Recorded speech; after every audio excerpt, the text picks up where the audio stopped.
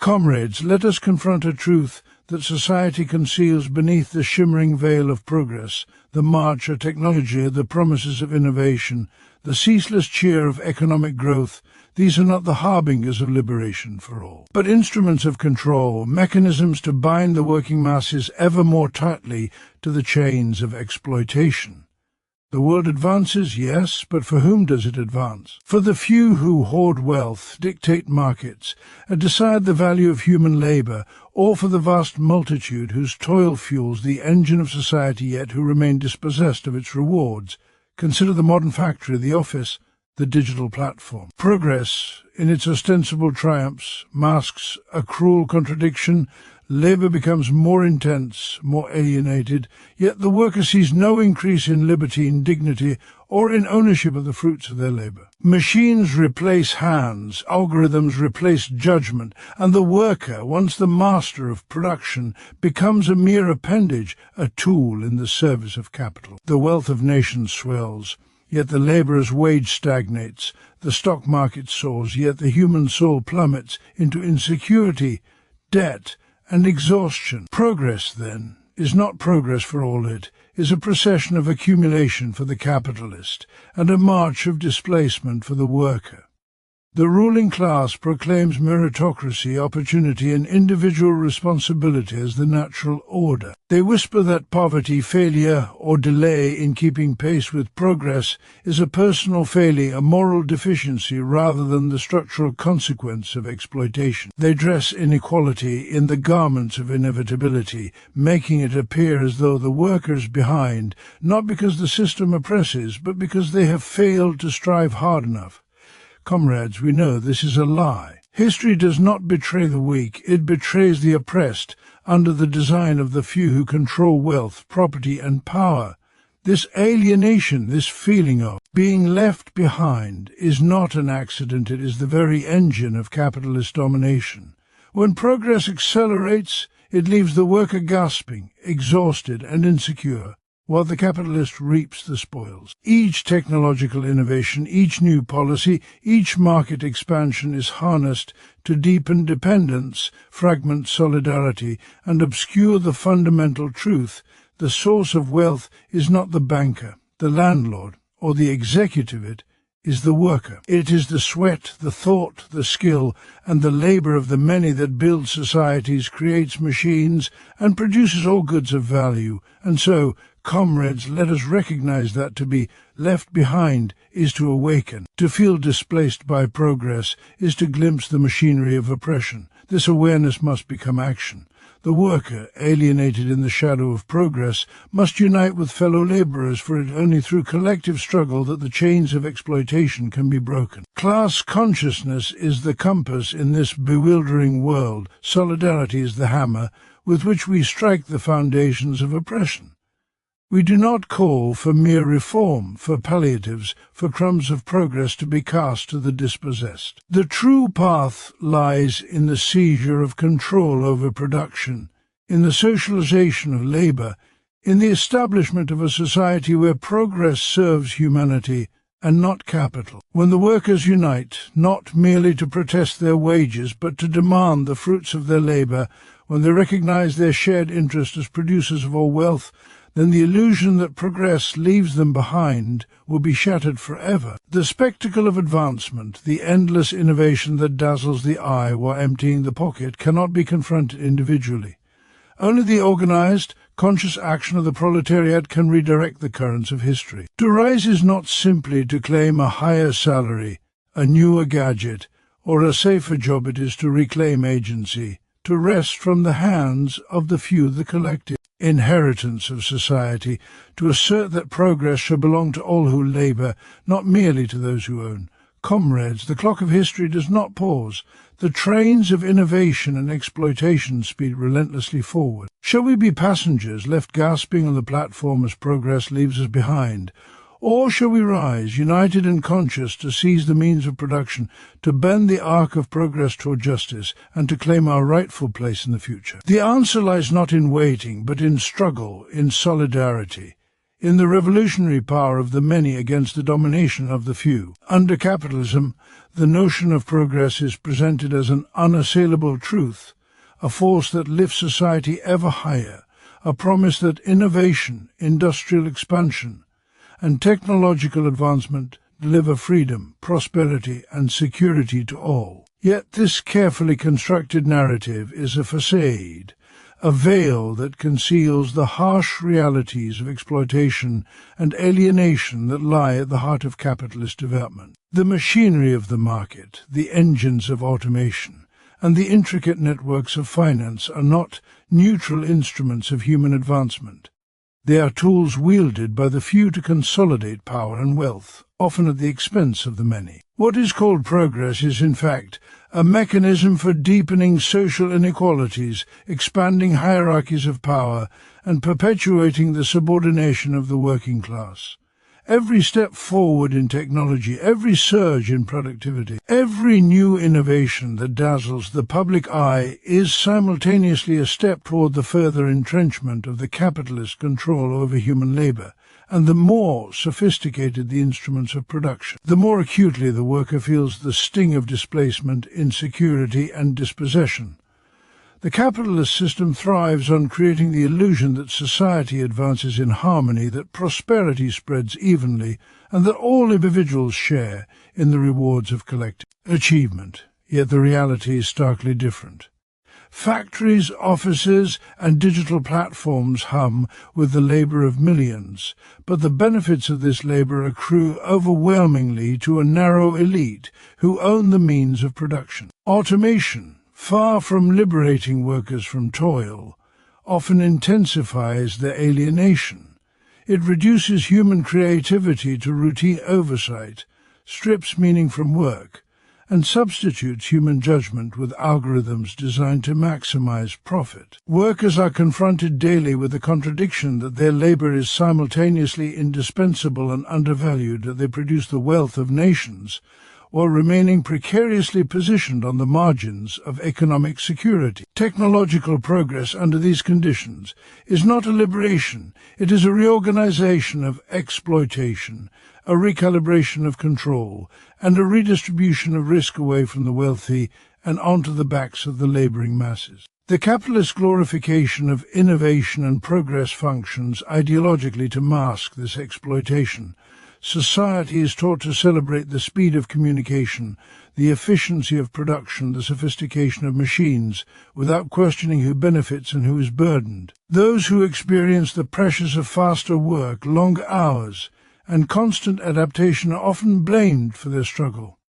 They are told that falling behind is a personal failing, that success is a matter of individual effort, skill, or ingenuity. This narrative conceals the structural realities. The worker is pitted against machines they do not control, against metrics defined by capital rather than human need, and against a labor market whose rules are determined not by justice, but by profit. The acceleration of progress becomes a tool for oppression, a means of controlling and disciplining labor, ensuring that human beings are perpetually chasing an ideal of advancement that is designed to favor the interests of capital. In this framework, the worker's alienation is both material and psychological.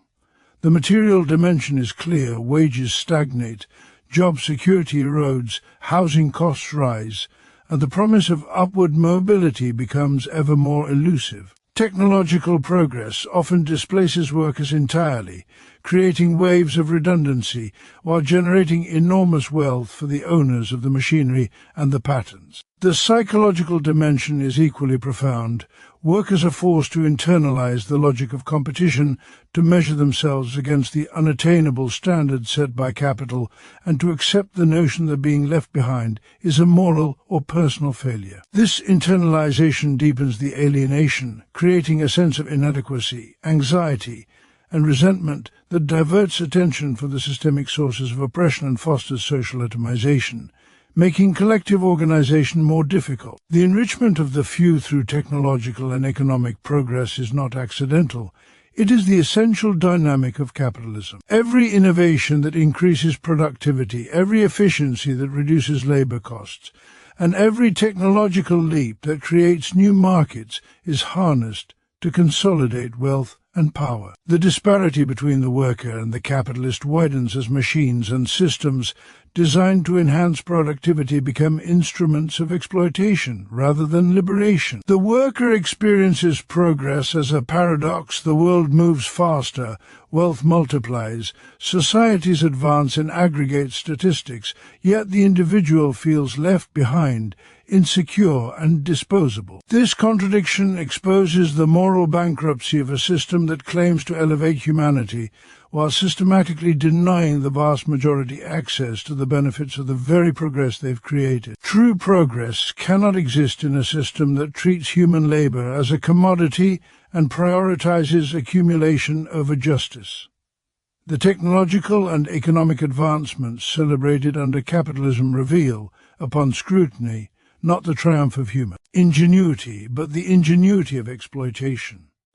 The wealth they generate is concentrated, the freedom they promise is illusory, and the security they pretend to provide is fragile, conditional, and reserved for a privileged few. Workers are left alienated, anxious, and insecure, navigating a world that moves swiftly around them yet provides no meaningful stake in the prosperity it produces. Progress under capitalism is therefore deceptive, not in its existence, but in its distribution, its purpose, and its human consequences. The task for the working class is to recognize this deception, to see the machinery of progress for what it is, and to reclaim the fruits of labor for those who produce them. The true measure of advancement is not in the proliferation of gadgets or the swelling of stock indices, but in the emancipation, security, and dignity of all who labor, in the establishment of conditions where progress serves humanity rather than capital, and where technological and economic development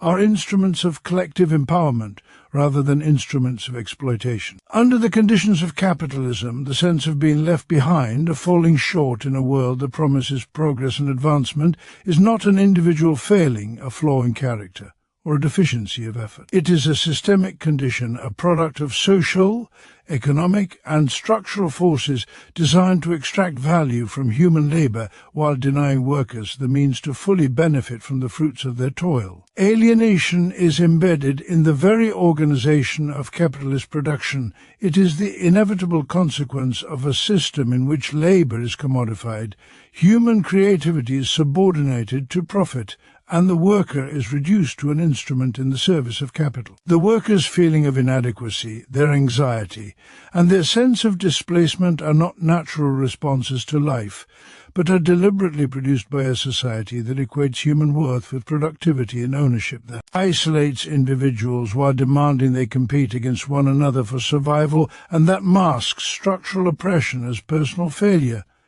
From the moment labor becomes a commodity, the worker is severed from the true value of their activity. The laborer produces not for themselves, not for the collective good, but for the benefit of the capitalist, who claims ownership of the means of production and the products of human effort. This separation of worker from production, of human being from the outcome of their labor, is the essence of alienation.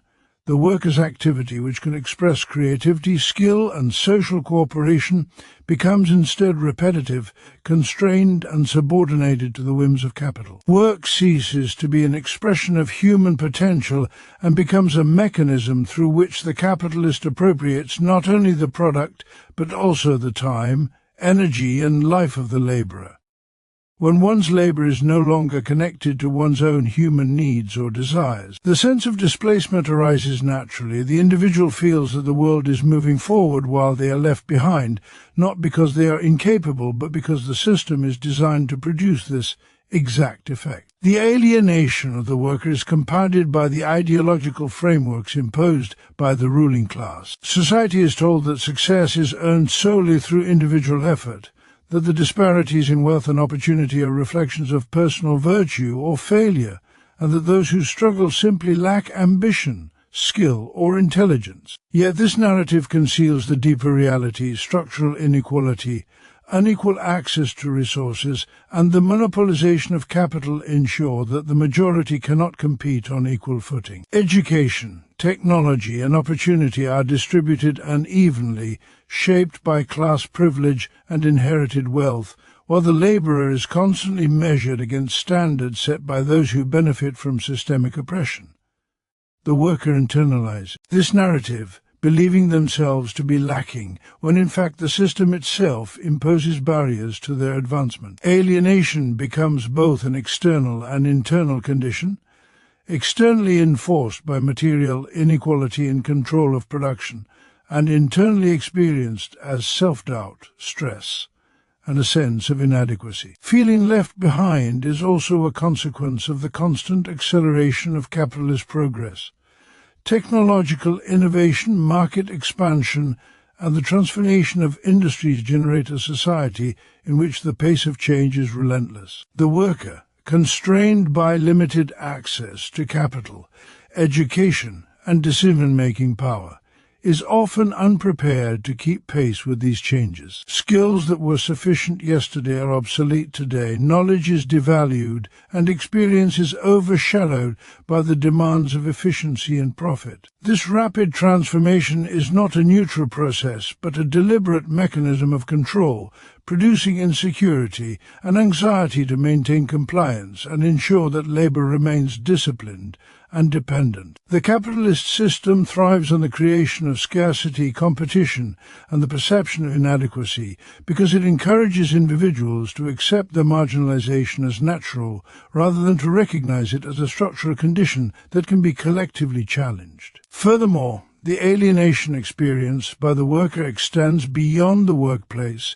into the broader spheres of social and personal life. Economic insecurity, long hours of labour, and the commodification of time limit the worker's ability to participate fully in community, family, and civic life. Human relationships are mediated by economic necessity, leisure and creativity are subordinated to survival. This systemic separation from meaningful activity and communal engagement intensifies the feeling of being left behind, making it appear that others are progressing while the worker remains stagnant. The system is designed to fragment solidarity, to pit worker against worker, and to obscure the collective origins of social wealth, reinforcing the illusion that personal deficiency is the cause of social disadvantage. To confront this alienation, it is necessary to recognize its systemic roots. Feeling left behind is not evidence of personal failure, but proof of the structural inequalities that capitalism perpetuates. The task of the working class is to understand the social mechanisms that produce this alienation, to see the worker's predicament not as an individual misfortune but as a universal condition under capitalist production, and to cultivate solidarity. Through awareness of collective exploitation and organization, the working class can transform alienation into consciousness, insecurity into action, and separation into unity. Only by linking the subjective experience of being left behind with the objective realities of systemic oppression can the laborer begin to reclaim agency, challenge inequality, and assert control over both production and the benefits of progress. Under capitalism, the creation of wealth is systematically divorced from those who actually produce it. The worker, the labourer, the countless hands and minds that sustain society and drive production, is denied ownership of the very value they generate. This is the central contradiction of the capitalist system. Labour creates all value, yet the worker remains dispossessed, estranged from both the product and the profit of their toil. Every commodity, every technological advancement, every service and infrastructure that surrounds us exists because human labour has exerted energy, skill, and intellect in its creation. Yet the capitalist claims ownership of these fruits, appropriating the surplus value created by the worker's effort while leaving the worker with only a fraction of what they produce, often barely enough to subsist, to sustain life, or to reproduce their labour for another day. The wealth of nations is thus founded on the subordination of those who make it possible. The essence of this dispossession is visible in every factory, every office, every agricultural field, every warehouse, and every digital platform where labour is harnessed to serve capital. Workers transform raw materials into goods, ideas into innovations, time into productivity, and energy into utility. Yet these contributions, the source of all measurable value, are systematically extracted and consolidated by the owners of production. The capitalist, who often contributes nothing more than ownership of land, machinery, or financial instruments, claims the right to accumulate the wealth generated by human activity. This theft of surplus value is not incidental but structural. It is the very mechanism through which capital reproduces itself. The labourer is indispensable, yet they are paid only enough to continue working, to continue producing wealth for the capitalist, and to continue sustaining a system that thrives on their dispossession.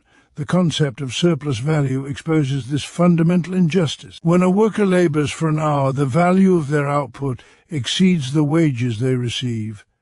The excess, the surplus value, is appropriated by the capitalist as profit. Every innovation, every efficiency, every increase in productivity magnifies this surplus without benefiting the labourer proportionally. Machinery, technology, and organisation may increase the speed and scale of production, but they do not alter the essential dynamic. The worker produces, the capitalist profits, and the worker remains separated from the wealth they have created. Dispossession is therefore inherent to capitalism. It is not a matter of poor management or bad luck, but a system designed to concentrate wealth in the hands of those who control the means of production while leaving the producers with mere subsistence. This dispossession is reinforced by ideology. Society teaches that capitalists are responsible for creating wealth through investment, risk-taking, or ingenuity, while labourers are told that their compensation is fair for their contribution. The labourer is encouraged to view their role as a transactional necessity rather than as the fundamental source of value. This ideological distortion obscures the reality that without labour, capital is inert, unproductive, and meaningless. A factory devoid of workers produces nothing. A machine unmanned generates no value. A market without the labouring majority cannot exist. Yet the narrative privileges the capitalist, portraying ownership as the primary source of wealth, and reduces labour to a secondary, replaceable element, masking the true dynamics of production and exploitation. The consequences of this systemic dispossession are not merely economic, they are social and psychological. The worker is alienated not only from the product of labour, but also from the process of production itself, from their own creativity and agency, and from their fellow labourers. The division of labour under capitalism isolates individuals, suppresses collective knowledge, and undermines solidarity, making the labourer complicit in a system that exploits them while convincing them that their lack of wealth or security is a personal failure rather than the inevitable result of systemic inequality. Dispossession, therefore, operates on multiple levels.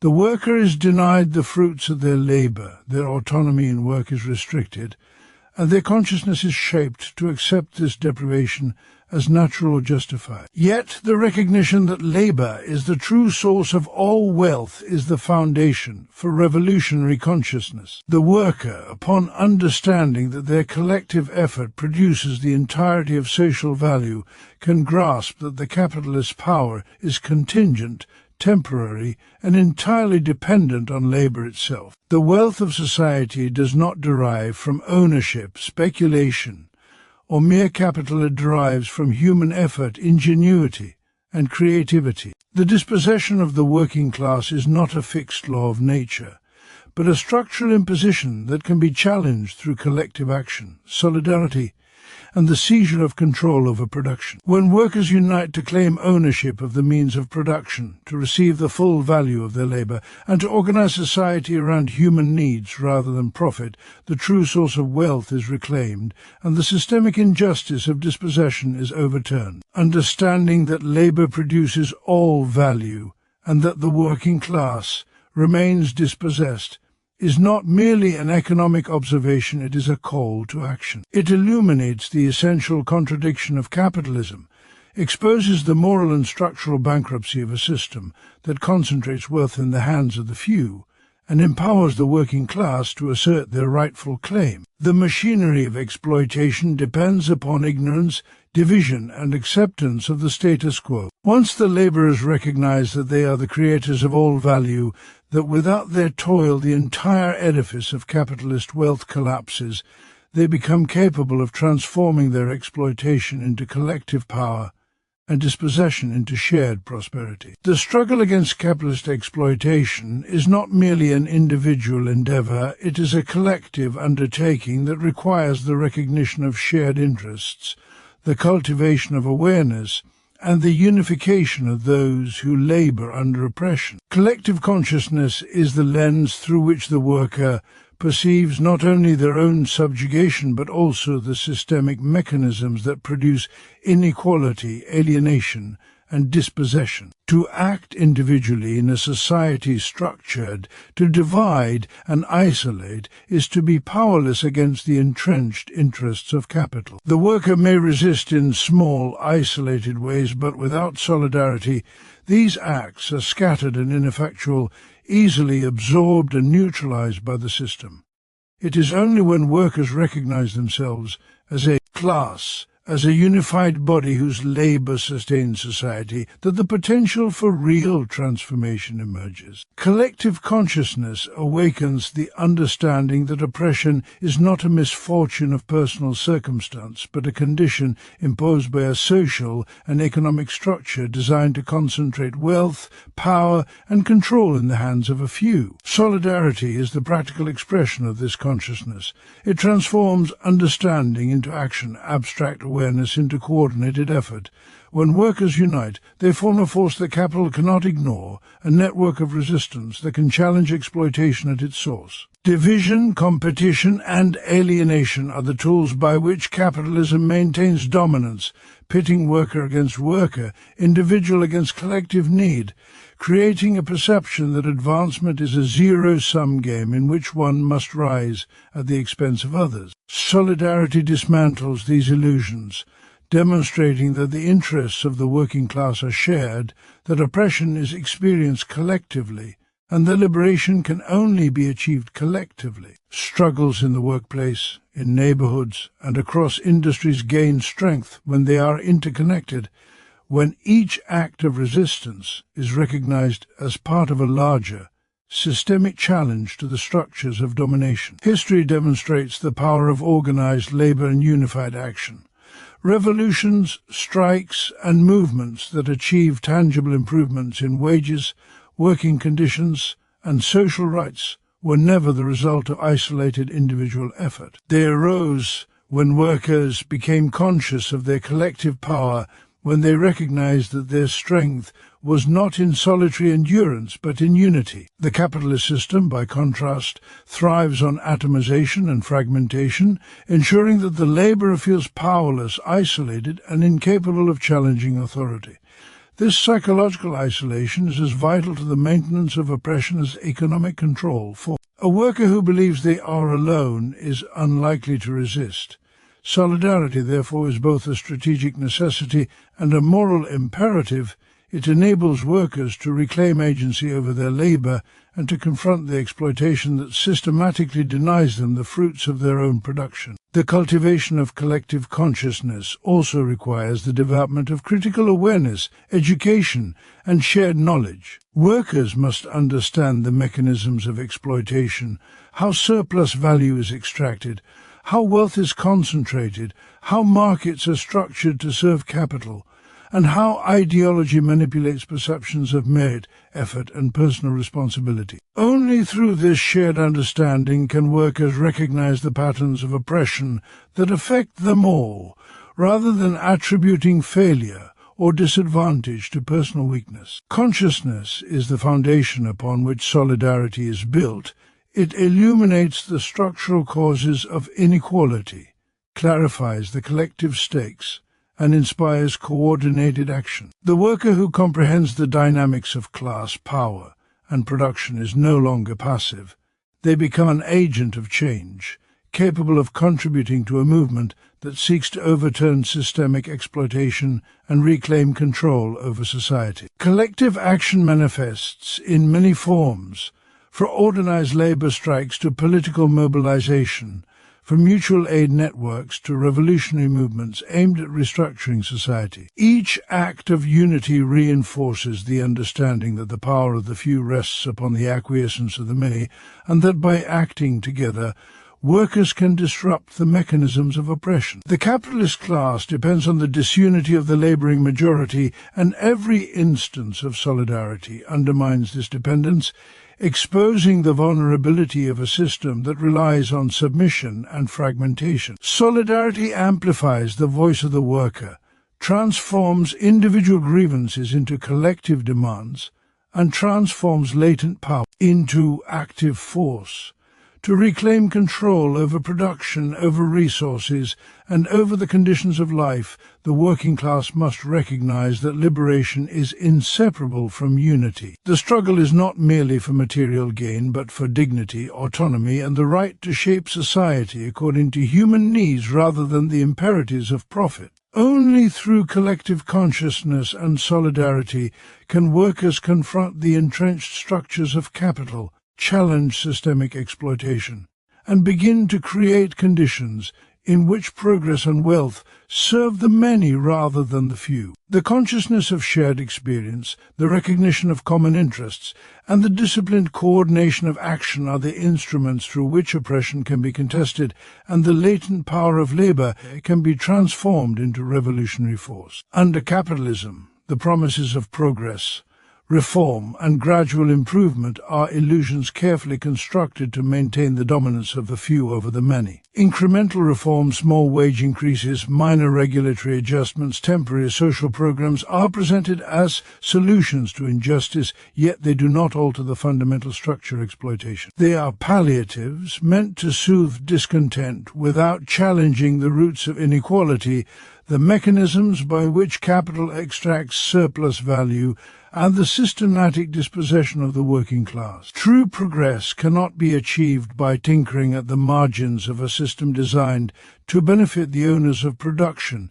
It requires revolution, a conscious, collective, and decisive act to seize control of the means of production and redirect society toward the fulfillment of human needs rather than the accumulation of profit. Reform can never fulfill this task, for reform accepts the rules, priorities, and logic of the capitalist system, while revolution seeks to overturn them entirely. The socialization of production is central to revolutionary transformation. Under capitalism, production is controlled by private owners whose interests are dictated not by the well-being of society, but by profit maximization. Wealth is concentrated, while the laboring majority remain dependent, exploited, and alienated. Every innovation, every technological advance, every increase in productivity is appropriated by the capitalist, who alone determines how the fruits of labor are distributed. Socializing production means reclaiming these processes collectively, ensuring that the wealth generated by human labor benefits all, not a privileged few. It is the acknowledgement that labor, not capital, is the true source of social value, and that ownership, decision-making, and distribution must be reorganized along principles of common interest and collective benefit rather than private accumulation. Revolution is the mechanism by which this socialization can be realized. Reform attempts to mitigate injustice without disturbing the structures that produce it, leaving the fundamental power relations intact. Progressive taxation, minimum wage laws, workplace safety regulations, or temporary subsidies may relieve immediate suffering, but they cannot abolish exploitation, eliminate alienation, or guarantee that the workers receive the full fruits of their labor. Revolution, by contrast, confronts the system at its core. It recognizes that the capitalist mode of production is not merely inefficient or unjust in small ways, but is inherently structured to concentrate wealth, impose alienation, and subordinate human needs to profit. To transform society fundamentally, the working class must seize control over production, distribution, and governance, ensuring that progress is directed toward human flourishing rather than private gain. The necessity of revolution also lies in the inherent contradictions of capitalism. Technological advancement and productivity increases continuously produce the capacity for abundance, yet this abundance is hoarded, restricted, or misallocated by private ownership. The system generates crises of overproduction, unemployment, inequality, and social instability precisely because it prioritizes profit over people. Reform cannot resolve these contradictions. It can only temporarily suppress their symptoms. Revolution, by altering the social and economic foundations, can reconcile human capacity with human need, ensuring that technological and social progress directly enhances the well-being of the majority, rather than enriching a few while leaving the many behind. Collective action is indispensable to revolutionary transformation. No individual or small group can overthrow the entrenched power of capital alone. The working class, as the producers of all wealth and the majority of society, possesses the material power to reshape society if it acts in unity. Solidarity, organization, and consciousness of shared interests are essential, for revolution is not merely an upheaval of material relations but a transformation of social understanding. Workers must recognize that their liberation is bound to collective struggle, and that true progress, freedom from alienation, access to the fruits of labor, security, and dignity can only be secured through systemic change, not minor concessions within a framework designed to perpetuate oppression. Socializing production through revolution transforms society not only economically but morally and politically. It creates a world in which progress is measured by human development, social welfare, and collective empowerment rather than profit margins, stock valuations, or market dominance. Labor ceases to be a commodity exploited for private gain and becomes a shared enterprise directed toward the needs of humanity. Alienation is replaced by agency, dispossession by ownership, insecurity by collective security, and isolation by solidarity. The aim is not simply to redistribute wealth within existing structures, but to reconstruct the very structures of society, ensuring that all people have a stake in the decisions, the production, and the benefits that shape their lives. Revolution, therefore, is the only path by which progress can truly serve humanity. Reform operates within the constraints of a system built to prioritize capital over people, yielding temporary relief while leaving structural exploitation intact. Revolution confronts these constraints, dismantles the mechanisms of control, and reorganizes production, distribution, and governance around collective needs and shared wealth. Only through such systemic transformation can society achieve genuine progress, in which technological, social, and economic advancements enhance human well-being rather than deepen inequality, and in which labor and creativity are liberated from the domination of profit to serve the broader interests of humanity. Comrades, we have traced the contours of a world in which progress, technology, and wealth are wielded not to liberate, but to dominate, in which the labor of millions creates all value, yet the fruits of that labor are claimed by a privileged few, in which alienation, insecurity, and displacement are presented as personal failings rather than the inevitable outcomes of systemic exploitation. We have seen that the illusions of reform, the promises of incremental improvement, and the rhetoric of meritocracy are tools to pacify, divide, and control. The truth is clear. Under capitalism, progress serves capital, not humanity. Prosperity is hoarded, and freedom is constrained by property, profit, and hierarchy. Yet in this recognition lies power. The worker, the producer of all wealth, is not powerless.